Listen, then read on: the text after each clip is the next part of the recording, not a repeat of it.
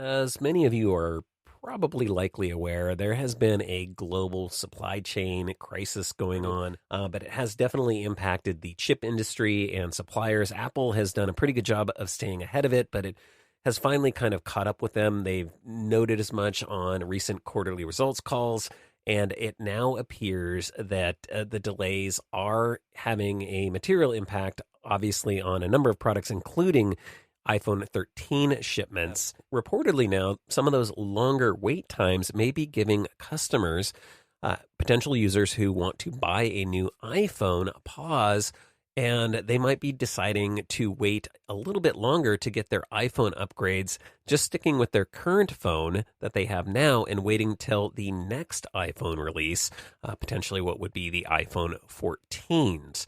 Now, to me, a lot of this really makes sense.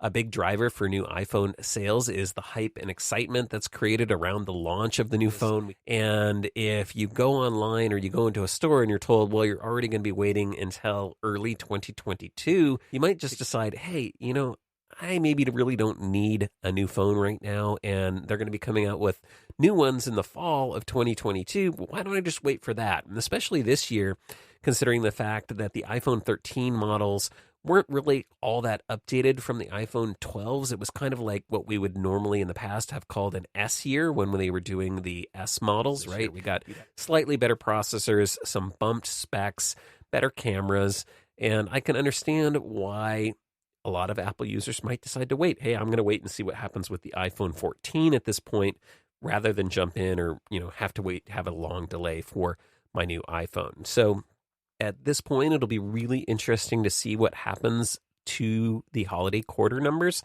I think when Apple does its first quarterly results call, which is the fourth calendar quarter of the year, it's going to be very telling to find out how iPhone sales did.